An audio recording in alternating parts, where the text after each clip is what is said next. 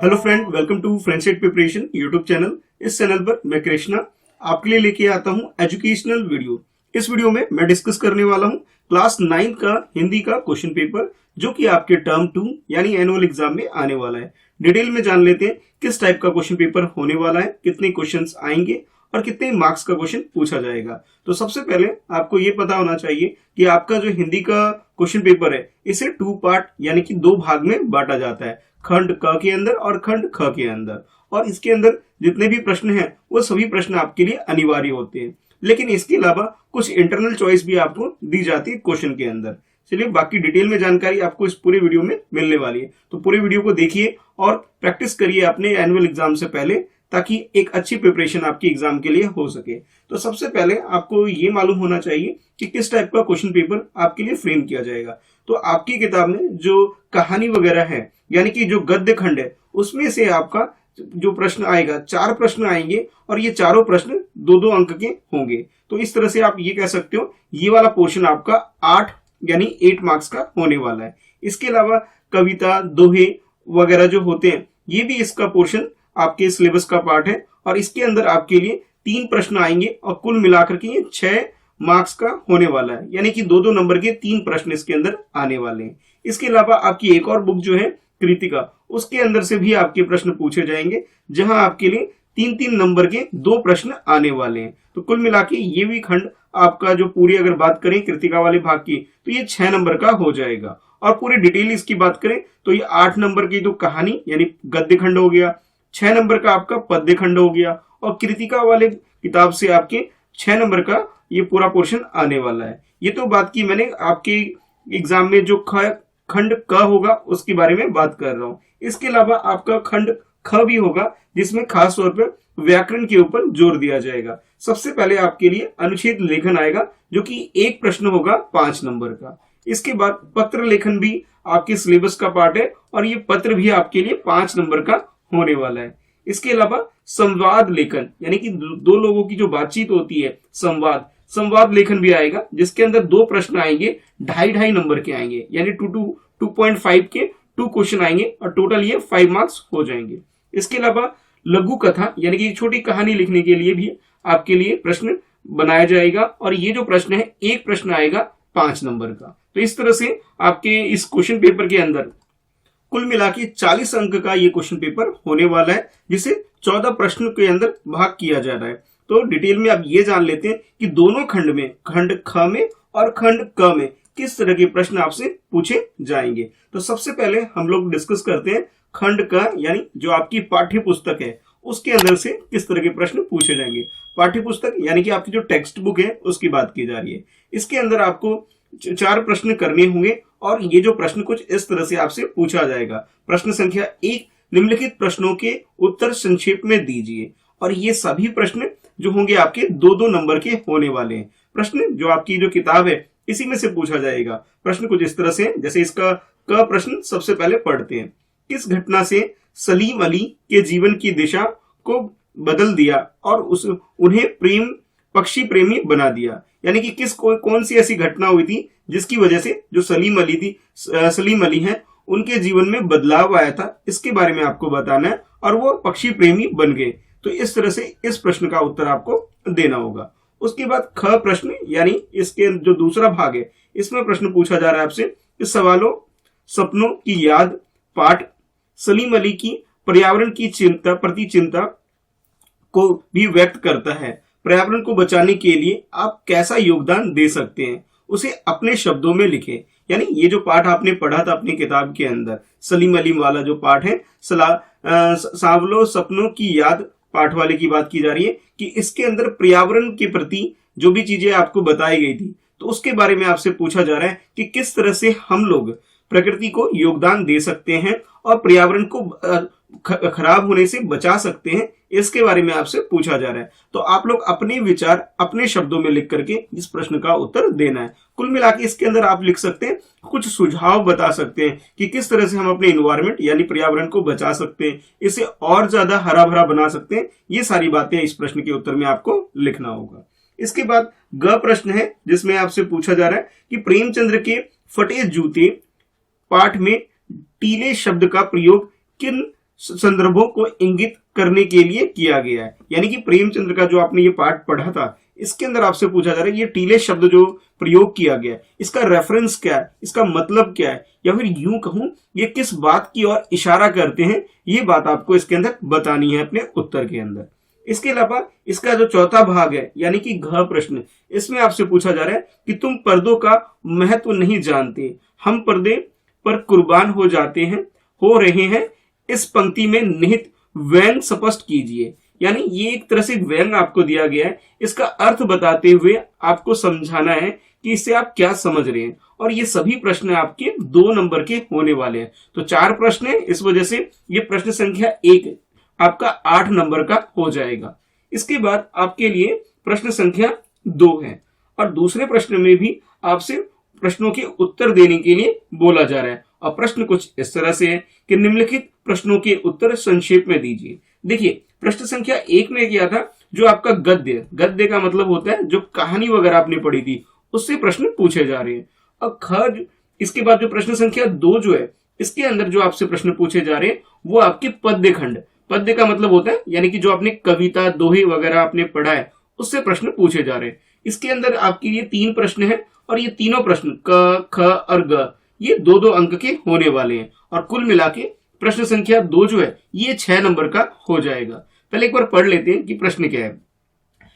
कैदी और कोकिला कविता के आधार पर पराधीन भारत की जेलों में दी जाने वाली यातनाओं का वर्णन कीजिए। ठीक है, तो जो भी यातनाएं दी जाती थी उसके बारे में आपको बताना है कि जो लोग भी जेल वगैरह जाते थे आजादी के टाइम पे उन्हें किन किन तरह की परेशानियों का सामना करना पड़ता था, ये आपको इस प्रश्न के उत्तर में लिखना है।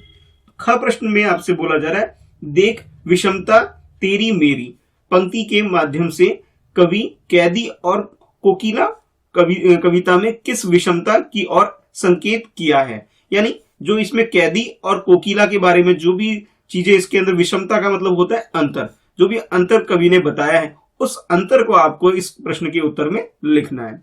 उसके अलावा ग प्रश्न है जिसमें आपसे पूछा जा रहा है कि बच्चों का काम पर जाना एक बड़े हादसे के समान है, क्यों? क्योंकि छोटे बच्चों को अगर हम शिक्षा वगैरह नहीं देते हैं और उन्हें काम पे भेज देते हैं तो इस तरह से हमारे देश के लिए, हमारे परिवार के लिए और समाज के लिए एक तरह से ये बहुत बड़ा हादसा ही माना जाएगा, क्योंकि हमारा देश बिना बच्चों के पढ़ने के ये विकास नहीं कर सकता और कई तरह की परेशानी आती है। तो ये हादसा क्यों बोला जा रहा है इसके अंदर, ये आपको बताना है अपने उत्तर के माध्यम से। तो ये प्रश्न भी आपका 2 नंबर के होने वाले हैं तीनों प्रश्न, और 6 नंबर का ये पूरा पोर्शन यानी प्रश्न संख्या 2 हो जाएगा। इसके बाद आपके लिए है प्रश्न संख्या 3। अब इस प्रश्न में आपसे बोला जा रहा है कि निम्नलिखित प्रश्नों के उत्तर दीजिए। अब ये प्रश्न क्या है एक बार जान लेते हैं। प्रश्न क है इसके अंदर, शिक्षा बच्चों का जन्मसिद्ध अधिकार है, इस दिशा में लेखिका मृदुला गर्ग के प्रयासों का उल्लेख कीजिए। यानी जो शिक्षा है वो बच्चों का जन्मसिद्ध अधिकार है, इस टॉपिक के ऊपर, इस विषय के ऊपर आपको लिखना है। और खास तौर पर जो लेखिका थे मृदुल गर्ग, उसके जो प्रयास थे उस बातों का आपको उल्लेख करते हुए उसके बारे में डिटेल जानकारी देते हुए अपना उत्तर लिखना है इसके अंदर। अब ये जो प्रश्न है 3 नंबर का है, 3 नंबर का है, तो यानी आपको थोड़ा सा डिटेल में अपना आंसर लिखना होगा। उसके बाद इसके बाद आपके लिए है प्रश्न संख्या ख, तीसरे प्रश्न का दूसरा भाग, जिसमें आपसे पूछा जा रहा है समाज में महिलाओं को उचित गरिमा दिलाने हेतु आप कौन कौन से प्रयास कर सकते हैं, उसे अपने शब्दों में लिखिए। यानी कि महिलाओं को बराबरी का दर्जा मिले, उन्हें सम्मान मिले और उन्हें आगे जाकर के भविष्य में हर उस चीज को करने की स्वतंत्रता मिले। इन सारी बातों को ध्यान में रखते हुए आपको इस प्रश्न का उत्तर लिखना है और किस तरह से हम लोग ये प्रयास कर सकते हैं। यानी आपको क्या करना है, इस प्रश्न के अंदर अपने सुझाव लिखने कि किस तरह से महिलाओं की स्थिति को समाज में और ऊंचा किया जा सकता है। तो ये प्रश्न भी 3 अंक का है, यानी आपको डिटेल में अपना उत्तर लिखना है। मैं तो ये कहूंगा कि 3 नंबर का प्रश्न है तो कम से कम 6 बिंदु आपको इसके अंदर जरूर लिखने चाहिए, यानी 6 पॉइंट में अपने आंसर जरूर डिस्कस करना ताकि आपको पूरे मार्क्स मिल सके। तो ये तो था आपका खंड का, जिसके अंदर ये 3 प्रश्न थे और तीनों प्रश्न के अंदर कुछ कुछ भाग बने हुए थे। जैसे प्रश्न संख्या 1 के अंदर 4 भाग बने हुए थे, प्रश्न संख्या 2 के अंदर 3 भाग बने हुए थे और प्रश्न संख्या 3 के अंदर 2 भाग बने हुए थे। तो ये सारे प्रश्नों के उत्तर आपको करने होंगे खंड क के अंदर। इसके बाद आपका है खंड ख, जो कि व्याकरण और रचनात्मक लेखन को ध्यान में रखते हुए बनाया गया है। इसमें सबसे पहला प्रश्न आपके लिए है कि प्रश्न संख्या 4, एक बार पढ़ते हैं इस प्रश्न में है क्या। निम्नलिखित में से किसी एक विषय पर दिए गए संकेत बिंदु के आधार पर लगभग 150 शब्दों में अनुच्छेद लिखिए। अनुच्छेद का मतलब होता है पैराग्राफ, जिसे आप इंग्लिश में बोलते हो। अब यहाँ पे आपको 3 बिंदु दे रखा है। बिंदु क जो है, जो टॉपिक या विषय बोलूं, वो आपको दे रखा है बेरोजगारी की समस्या। बिंदु ख यानी कि सेकंड पॉइंट जो आपको दे रखा है वो दे रखा है कोविड-19 एक वैश्विक महामारी। और बिंदु ग जो आपको दे रखा है, इसमें आपसे बोला जा रहा है कि जीवन में व्यायाम का महत्व। यानी आपके पास ये 3 विषय दे रखा है, इन तीनों विषय में से किसी एक विषय पर आपको अनुच्छेद यानी कि पैराग्राफ लिखना है। और ये जो अनुच्छेद आप लिखोगे 150 शब्दों का आपको लिखना है, यानी कि डिटेल में आपको आंसर करना है, पूरा एक तरह से प्रस्ताव के रूप में अपना उत्तर लिखना है। आप इन तीनों में से किसी एक पर लिखना है, तीनों पर नहीं लिखना है। चाहे आप क के ऊपर लिख लो, ख के ऊपर लिख लो, ग के ऊपर लिख लो, ये आपकी मर्जी है। और यहाँ पे कुछ पॉइंट्स यानी कुछ बिंदु आपको दे रखिए, इनका इस्तेमाल अपने उत्तर में आपको करना है। जैसे मान लीजिए आप बेरोजगारी की समस्या के ऊपर लिख रहे हैं, तो ये बेरोजगारी की भयावह स्थिति, इस पॉइंट को आपको डिस्कस करना है। इसके बाद बेरोजगारी की जो कारण है ये आपको बताना है, और किस तरह से इसका निवारण कर सकते हैं। निवारण का अर्थ है इसको सुलझा सकते हैं, इस प्रॉब्लम को खत्म कर सकते हैं। ये बातें आपको इसके अंदर बतानी है। अगर मान लीजिए आप कोविड-19 के ऊपर लिख रहे हैं कि ये एक वैश्विक महामारी है, तो इसके ऊपर जो बिंदु आपको दे रखे हैं, किस तरह से इसकी शुरुआत हुई थी ये बताना है, क्या प्रभाव पड़ा है विश्व में ये बताना है, इसके लक्षण क्या है कि कैसे हमें पता लगता है किसी को कोविड-19 हो रखा है, और फिर बाद में आपको सुझाव बताने कि कैसे हम इस बीमारी से बच सकते हैं। तो अगर आपने ख बिंदु का चयन किया है तो ये सारी बातों को अपने उत्तर में लिखेंगे। इसके अलावा आपको जो ग दे रखा है, इसके अंदर बोला जा रहा है कि भी जीवन में व्यायाम यानी कि एक्सरसाइज की क्या इंपॉर्टेंस है, क्या इसका महत्व है व्यायाम का, ये आपको बताना है। जैसे बिंदु दे रखा है कि शारीरिक स्वास्थ्य आवश्यक है, कि शारीरिक अगर हम लोग तन से मन से हर तरीके से स्वस्थ होंगे तब जाकर के हम अपने जीवन की सारी चीजों को, सारी उपलब्धि को पा सकेंगे। ये सारी बातें आप डिटेल में बताओगे। इसके अलावा जो व्यायाम होता है इसके क्या फायदे हैं, क्या लाभ है, ये आपको बताना है। इसके अलावा मन पर अनुकूलन प्रभाव, यानी कि अगर हम स्वस्थ होंगे, व्यायाम करेंगे, तो किस तरह से हमारे मन पर एक अच्छा प्रभाव पड़ता है, ये सारी बातें अपने उत्तर में लिखना है। तो मैं तो ये कहूंगा जब आप घर पे प्रैक्टिस कर रहे हैं तो तीनों ही बिंदु की प्रैक्टिस कर लीजिए, तीनों ही विषय पर लिखकर देख लीजिए। एग्जाम में किसी भी तरीके का अगर लेख आ जाए लिखने के लिए तो आप लिख सके, तो प्रैक्टिस तो आप तीनों को कर लीजिए घर पे। बाकी जब एग्जाम होगा, एग्जाम में किसी एक पर आपको करना होगा। ठीक है, प्रश्न संख्या 4 के बाद अब है आपके लिए प्रश्न संख्या 5। अब इस प्रश्न में क्या है एक बार पढ़ लेते हैं। साथ के साथ ये जानना भी जरूरी है कि इस प्रश्न के अंदर आपको अथवा दे रखा है। अथवा का मतलब ये है कि आपके पास एक चॉइस है कि आप एक चयन कर सकते हैं, या तो आप ऊपर वाला प्रश्न कर लीजिए या नीचे वाला प्रश्न कर लीजिए, ये आपकी इच्छा के ऊपर है। तो जैसे पहले मैं ऊपर वाले प्रश्न को डिस्कस करता हूं आपके साथ। निबंध प्रतियोगिता में प्रथम आने पर अपने छोटे भाई को बधाई देते हुए एक पत्र लिख लिए।